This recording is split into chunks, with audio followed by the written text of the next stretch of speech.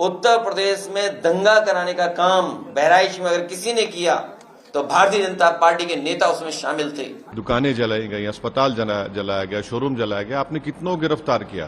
बगैर प्रशासन की मिलीभगत के द्वारा हो ही नहीं सकता। इसमें 9 लोगों को जो है आजीवन कारावास की सजा सुनाई गई और एक मुलजिम सरफराज उरेंको को मृत्युदंड की सजा सुनाई।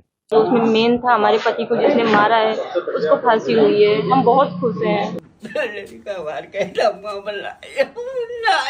कुछ नहीं है, एक वही बच्चा हमारा कमाने वाला महीने मजदूरी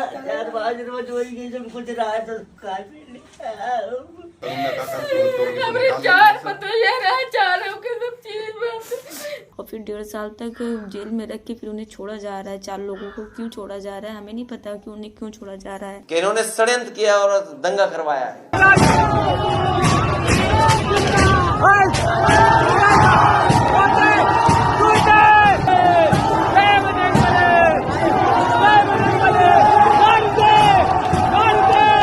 दंडः शास्ति प्रजा सर्वादंड एवाभिरक्षति दंडः सुप्तेषु जागर्ति दंडो धर्म विदु वर्धा। ये श्लोक आपने सुने? ये जानते हैं ये कहां पर कहे गए? ये बहराइच की एक अदालत में कहे गए और ये श्लोक मनुस्मृति के श्लोक हैं। जी हां, बहराइच कम्युनल क्लैश केस में फांसी की सजा सुना दी गई। मनुस्मृति के श्लोक का हवाला देते हुए कोर्ट का बड़ा फैसला आया। ये घटना 13 अक्टूबर 2024 की है, जिसमें मूर्ति विसर्जन यात्रा के दौरान महाराजगंज कस्बे में कुछ लोगों के द्वारा पथराव किया गया था और घटना के दौरान रामगोपाल मिश्रा की निर्मम रूप से मां भारती के सपूत की हत्या की गई थी, जिसमें 13 लोगों को जो के खिलाफ आरोप पत्र न्यायालय द्वारा प्रेषित किया गया और विचारण के उपरांत 10 लोगों को सिद्ध दोष किया गया और आज सजा के बिंदु पर सुनवाई की गई न्यायालय को, जिसमें 9 लोगों को जो है आजीवन कारावास की सजा सुनाई गई और एक मुलजिम सरफराज उरेंको को मृत्युदंड की सजा सुनाई। इसमें 13 महीने करीब 28 दिन का ट्रायल के अंदर ट्रायल कंक्लूड हुआ और आज जो है 11 तारीख को फैसला सुनाया जाएगा। बहराइच के बहुचर्चित महाराजगंज गांव में बीते साल दुर्गा प्रतिमा विसर्जन के दौरान हुए सांप्रदायिक टकराव के 1 साल बाद ही अदालत ने ऐसा फैसला सुनाया जिसने प्रदेश भर में फिर से हलचल मचा दी है। कुछ कहेंगे सब जी नहीं, कोई इंसाफ नहीं मिला। कुछ कहोगे? तुम कुछ कहोगे सरफराज? हमारे साथ गलत हुआ, बहुत ज्यादा कहोगे। 22 साल के राम गोपाल मिश्र की हत्या और उसके बाद भड़की हिंसा के मामले में कोर्ट ने मुख्य आरोपी 25 वर्षीय सरफराज उर्फ रिंकू को फांसी और 9 अन्य आरोपियों को आजीवन कारावास की सजा सुनाई है, यानी कि उम्र कैद। मैं उनकी पत्नी हूँ राम गोपाल मिश्रा की। आज पूरी तरह से एक को फांसी हुई है, जो उसमें मेन था हमारे पति को जिसने मारा है उसको फांसी हुई है। हम बहुत खुश हैं। कोर्ट ने फैसला सुनाया है, एक को फांसी दी गई है, 9 लोगों को कारावास दिया गया है। मामला गुरुवार को है। जी हां, ये फैसला न सिर्फ अपराध की गंभीरता पर आधारित था बल्कि 142 पन्नों के आदेश में अदालत ने मनुस्मृति के श्लोक का संदर्भ देते हुए कठोर दंड की आवश्यकता को भी रेखांकित किया। आइए चलते हैं फिर 2024। तारीख थी 13 अक्टूबर। महाराजगंज गांव की दोपहर अचानक गोलियों की आवाज़ से दहल गई। दुर्गा विसर्जन की शोभा यात्रा निकल रही थी, तभी रास्ते में मौजूद एक समुदाय के लोगों ने घरों और मस्जिद के पास से गुजरते वक्त डीजे बंद करने को कहा। जी हां, मामला विसर्जन का था। शोभा यात्रा निकल रही थी और गाने बज रहे थे। गाने बजाने वाली टोली मस्जिदों के सामने रुकी और डीजे की आवाज़ बहुत तेज़ कर दी। वक्त नमाज का हुआ तो दूसरा समुदाय क्या बोले? मुसलमानों ने कहा कि भाई थोड़ा डीजे बंद कर दो, नमाज का वक्त है, अजान देनी है। नमाज पढ़नी है। लेकिन किसी ने नहीं सुनी। डीजे बढ़ता गया, आवाज़ें बढ़ती रहीं और फिर बात मौखिक बहस यानी कि बहसों में शुरू हो गई। कुछ ही मिनटों में हिंसा का रूप ले लिया। अचानक गोली चली और 22 वर्षीय राम गोपाल मिश्र को सीने में गोली लगी। वो मुख्य आरोपी की छत पर स्थिति देखने चढ़े थे और वहाँ पर उन्होंने जो एक इस्लामिक फ्लैग था यानी कि जो एक मुसलमानों का फ्लैग था जिसमें ला इलाहा इल्लल्लाह मुहम्मदुर रसूलुल्लाह लिखा हुआ था, क्योंकि कुछ दिन पहले मिलादुन नबी हुआ था तो उसका झंडा लगा हुआ था, इस्लामिक झंडा लगा हुआ था। उन्होंने उसको तोड़ दिया और फिर गोली की आवाज़ आई, वो गिरे। अस्पताल ले जाने पर उनकी मौत हो गई।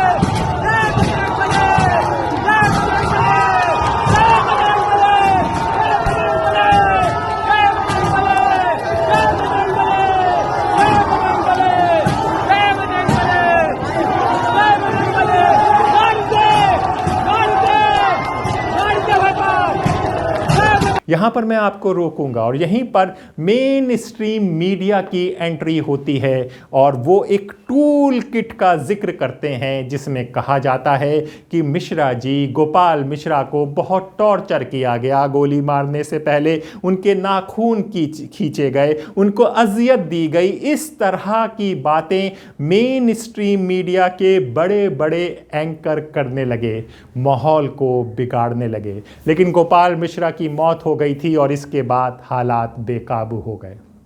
पथराव, आगजनी, दुकानों और घरों में तोड़ फोड़। इसमें एक होंडा का शोरूम तोड़ा गया था, वो भी मुसलमान का था लेकिन उनके पार्टनर हिंदू थे।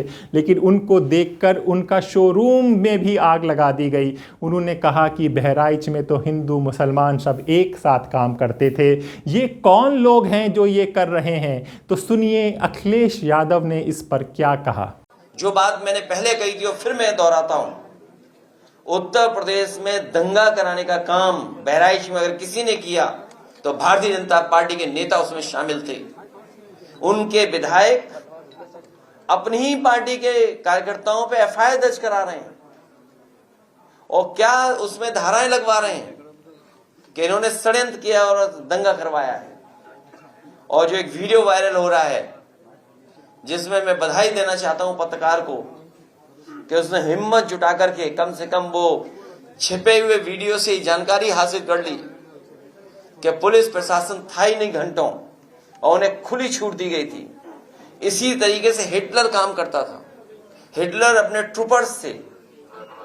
ट्रूपर्स को आगे कर देता था, अपने पार्टी के कार्यकर्ताओं को पुलिस की वर्दी पहना करके आगे कर देता था। हिटलर के जमाने में यह होता था कि पुलिस को खुली छूट दे दो या हटा दो पुलिस को और दंगा होने दो, घटना होने दो। और ये इसलिए कराया गया है क्योंकि बीजेपी के लोग घबरा गए हैं। महंगाई का उनके पास कोई जवाब नहीं है, बेरोजगारी का उनके पास खत्म होने कोई जवाब नहीं है, आरक्षण ये छीन रहे हैं, संविधान के तहत और जो व्यवस्था है उसको नहीं लागू होने देना चाहते हैं। निवेश के नाम पर ये इनका पर्दाफाश हो गया है, इनकी पोल खुल गई है कि कहीं कारखाना उद्योग नहीं लगा है। और जिन्होंने इतने साल नहीं लगाया अब उतने दिन भी नहीं रहेंगे इस सरकार में। सोचिए जितनी सरकार चल गई है अब तो उतना समय भी नहीं बचा इनके पास। दोस्तों, दुकानों और घरों को तोड़ फोड़। अगले दिन सड़क पर उग्र भीड़, पुलिस को लाठी चार्ज करना पड़ा, इंटरनेट बंद हुआ और इलाके में पुलिस को बढ़ाना पड़ा, बंदोबस्ती बढ़ानी पड़ी, अतिरिक्त बल को लाया गया। अतिरिक्त जिला अधिकारी अधिवक्ता पीके सिंह ने आदेश का हवाला देते हुए बताया कि कोर्ट ने मनुस्मृति के श्लोक दंडः शास्ति प्रजा सर्वा दंड एवाभिरक्षति दंडः सुक्तेषु जागृति दंडो धर्माविदोर्वधा। सुना आपने, का उल्लेख करते हुए कहा कि समाज में न्याय और व्यवस्था बनाए रखने के लिए कठोर दंड आवश्यक है। कोर्ट के शब्दों में निहत्था युवक को गोलियों से छन्नी करना पड़ा। सुनिएगा कोर्ट क्या कह रहा है, जिस पर बहुत आजकल बात हो रही है। निहत्थे युवक को गोलियों से छन्नी करना, उसके पैरों को जलाना जिससे नाखून तक झड़ जाएं, समाज में बह अस्थिरता फैलाना। अब यहीं पर आपको रोकते हैं, क्योंकि ये जो बात जज साहब ने कही है ये अफवाह थी, और ये बात बहराइच पुलिस ने ही नकार दिया था कि ऐसा उनके साथ कोई क्रूर व्यवहार नहीं हुआ। जज साहब लिखते हैं ये अपराध अत्यंत क्रूर श्रेणी में आता है, तब कि पुलिस इसे मना कर चुकी है। कोर्ट ने कहा कि ऐसे अपराधियों के लिए कठोरतम दंड की जनता के विश्वास को बनाए रख सकता है। कोर्ट में, अदालत में जज साहब ने ये कहा, लेकिन हमने आपको बताया कि पुलिस इस चीज़ से नकार चुकी है कि इस तरह की यातनाएं जो कि मीडिया में टूल किट के ज़रिए दिखाई जा रही थीं, ऐसा नहीं हुआ था। ये सत्य है, ये प्रमाण है, ये आप लोग ने खुद देखा होगा, पढ़ा होगा। अब हम आपको और भी बता दें कौन कौन दोषी हुए, कौन कौन बरी हुए। जी हाँ, सरफराज उर्फ रुंकू मुख्य आरोपी को फांसी दी गई। अब आपको बता दें कि फिर उसके बाद क्या हुआ था। उसके बाद दुकानें जलाई गई थी, दंगे हुए थे, मुसलमानों की दुकानों को जलाया गया था, फिर ये लोग भाग गए थे तो पुलिस का एनकाउंटर हुआ था और इनके पैर पे गोली मारकर इनको पकड़ा गया था। वो वीडियो भी काफ़ी वायरल हुआ था, वो तस्वीरें भी आप देख सकते हैं। ऊपर हमला कर रहे हो, हम लोग देखो तो गलती नहीं करेंगे, अब कभी गलती नहीं करेंगे। क्यों गोली चला दी है पुलिस के ऊपर? सर हम लोग भागना चाह रहे थे कि फायर करके निकल गलत है ना? गलती वहाँ की अपराध करो फिर दूसरी अपराध कर रहे हो। गलती हो गई सर। हम लोग प्यार से लेके आ रहे थे, इतना भरोसा नहीं था तुम लोगों पर कि इस तरह करोगे। इसके बाद भी यहाँ पे नहीं रुका, फिर बहराइच में बिल्डोज़र एक्शन शुरू हो गया, क्योंकि जो मुसलमानों की दुकानें थी उनको कहा गया इल्लीगल है, ये आगे बढ़े हुए हैं ये म्युनिसिपल ने, और बिल्डोज़र चलने लगे। ये सब बहराइच में हुआ था। इसके बाद ये फैसला आ गया, जिसमें जैसा कि हमने बताया कि सरफराज को फांसी की सज़ा दे दी गई है। आजीवन कारावास के लिए मिला है। अब्दुल हमीद ये सरफराज के पिता हैं, तालिब उर्फ सबलू ये भाई है, फ़हीम भाई है, मोहम्मद ज़िशान उर्फ राजा, सैफ अली, जावेद, शुएब खान, ननकाऊ, मारूफ अली। और जो बरी कर दिए गए हैं वो मोहम्मद अफजल उर्फ कल्लू, शकील अहमद उर्फ बबलू, खुर्शीद। संदेह का लाभ इन्हें को मिला है कि ये थे कि ये नहीं थे, इसलिए इनको बरी कर दिया गया। कोर्ट ने अभियोजन के 12 और बचाव पक्ष के 5 गवाहों के बयान सुने। लड़का मार के मामला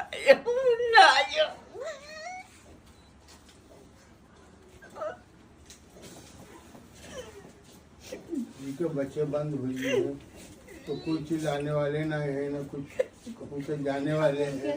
तबीयत खराब है, ना दवाई ना दवा कुछ नहीं है। एक वही बच्चा मर कमाने वाला मेहनत मजदूरी रोज वही जब कुछ रहा है तो दुकान है वही बंद है, सब बंद गया पर खता बेगुनाह हमारा बच्चा बने पूरा टाइम पगड़ी ड्यूटी चगड़ी चरावत है।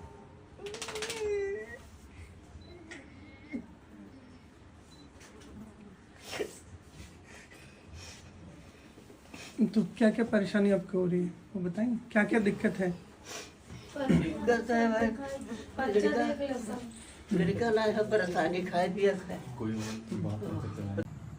सब चीज पर तो यही करा तो उन्होंने कहा कर हमरे चार पतो ये रहा चारों के सब चीज में पूरा हमारे घर में पीछा मेरे बार चोरी वगैरह तो इसलिए हम सब सामान आगे रखा जाता है। उनका सबका जानकारी ना है कि सामान आ गया है, यही से आगे तोड़ फोड़ मचाई ना, पीछे कुछ ना। हमरे चार पतो ये सब अलग रहा।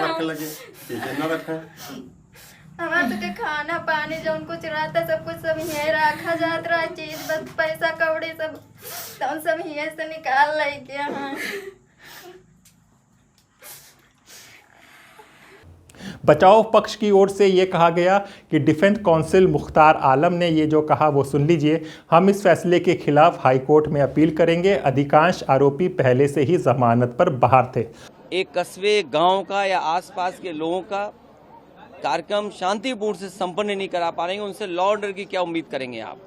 और फिर ये इनकाउंटर, हाफ इनकाउंटर ये डराने के लिए हैं। आप मुझसे ना नाम बताते ना कुछ बताते, तब भी मैं कह सकता था कि इनकाउंटर किसका किया इन्होंने। इनकाउंटर करना और नफरत को बढ़ावा देना, ये सरकार को नया तरीका मिल गया है काम करने का। ये अपनी सब नाकामी छिपा रहे हैं। याद कीजिए, उससे पहले दुनिया में कहीं ऐसा होता हो। पीड़ित परिवार की शिकायत क्या थी ये भी समझ लीजिए। राम गोपाल के भाई हरि मिलन की एफआईआर के अनुसार राम गोपाल विसर्जन देखने गए थे। उन्हें अब्दुल हमीद के घर के भीतर खींच के ले जाया गया। उनके साथ तलवारों से हमला हुआ और गोली मारी गई। फायरिंग और मौत के बाद भीड़ उग्र हो गई और गांव में हिंसा फैल गई। मैं रोली मिश्रा, राम गोपाल की पत्नी, पर हमें केवल फांसी चाहिए। फांसी हम शुरू से आखिरी तक मांग कर रहे थे। आज 1.5 साल पूरे होने को हैं, लेकिन हमारे पति के कातिलों को सज़ा नहीं हुई है। क्यों नहीं हुई है हमें नहीं पता है। और फिर 1.5 साल तक जेल में रख के फिर उन्हें छोड़ा जा रहा है। 4 लोगों को क्यों छोड़ा जा रहा है हमें नहीं पता कि उन्हें क्यों छोड़ा जा रहा है। बिना रीज़न की गिरफ्तार तो किए नहीं होंगे उनको, और फिर आज छोड़ रहे हैं तो क्या रीज़न है कि उनको छोड़ रहे हैं। हमें जानना है कि उनको क्यों छोड़ रहे हैं, और जो हमारे पति को मारे थे उनको सज़ा होनी चाहिए। अंत में यही कहा जाएगा, इस फैसले ने प्रदेश में कानून व्यवस्था, सांप्रदायिक तनाव और न्याय सख्ती को लेकर नया विमर्श शुरू कर दिया है। इसमें जो बाद में जो हिंसा हुई, दुकानें जलाई गई, अस्पताल जलाया गया, शोरूम जलाया गया, आपने कितनों गिरफ्तार किया। ये आप रिवेंज की जो सियासत राजनीति कर रहे हैं, इससे किसी का फायदा होने वाला नहीं है। गोपाल मिश्रा की यकीनन हत्या हुई है, इससे कोई इनकार नहीं कर सकता, मगर आप ले जाकर गोली मार देंगे। अदालत ने जिस तरह से मनुस्मृति का हवाला देते हुए दंड की आवश्यकता को रेखांकित किया है, वो इस केस को अन्य मामले से अलग बनाता है। लोग, जनता पूरी पागल हो गई कि अब एक बार मुसलमानों को गिरा देना है। क्या समझो, ये एजेंसी जल गई, गाड़ियां जल गई, तो दुकानें जल गई। तो कई बंदे थे, अब कोई हम जरूरी थोड़ी ना हम ही फूकेंगे। जिसका नंबर आ गया है वही फूक देगा। बहराइच का ये फैसला लंबे समय तक चर्चा में रहेगा, क्योंकि ये केवल एक हत्या का मामला नहीं, बल्कि सामाजिक व्यवस्था, भीड़ हिंसा और न्यायिक दंड के सिद्धांतों पर बड़ा संदेश रहेगा। अरे मान लीजिए ना, यही सब करिए।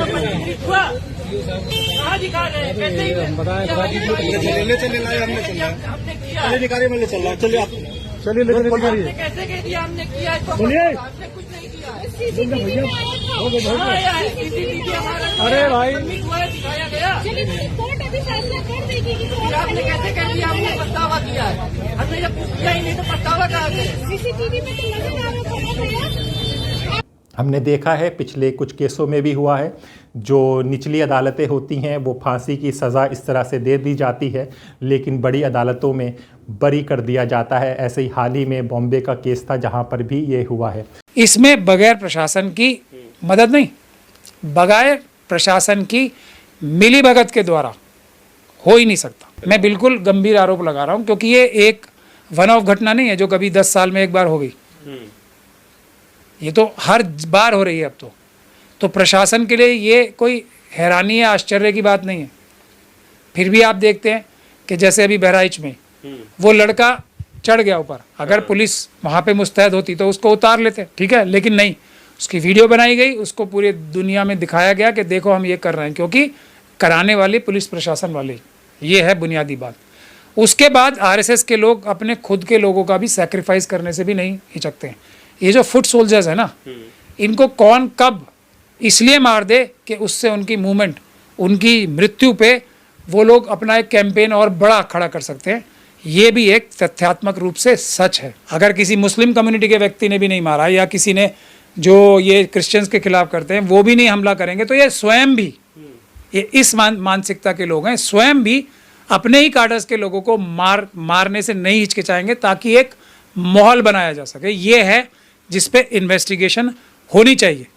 और मैं आपको उसका एक बड़ा एग्जांपल देना चाहता हूँ। देखिए, भारत से कनाडा के रिश्ते खराब हो रहे हैं ना, भारत से अमेरिका के रिश्ते खराब हो रहे हैं। क्यों? इतनी सीरियस बात है। और उसके बाद ये देखिए, कनाडा में जो कुछ अपराधियों ने, भारत की जो नीति है ना, वो कभी भी किसी दूसरे देश में जाके अपराध करने की है ही नहीं, हो ही नहीं सकती। लेकिन कुछ लोग जो डायरेक्ट आरएसएस के टच में हैं, क्या अभी जैसे उधर कनाडा में एक हमला हुआ और एक व्यक्ति मारा गया जिसके संबंध खालिस्तानियों से बताए जाते हैं, अमेरिका में तो पूरा एक केस ही चल रहा है, तो ये तो एक घटना हो रही है।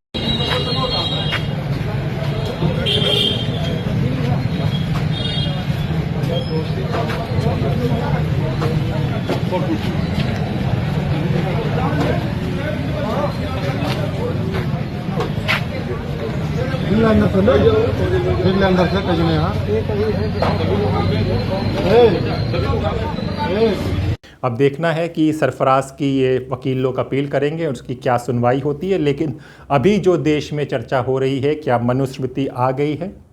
क्योंकि मनुस्मृति के श्लोक के साथ आज बहराइच की एक अदालत ने फैसला सुनाया है। क्या होगा इस केस का आगे द स्वतंत्र में बताया जाएगा। अपने दोस्त हैदराबाद नकवी को इजाज़त दीजिए, फिर होगी मुलाकात ऐसी ही किसी खबर के साथ। तब तक के लिए नमस्कार।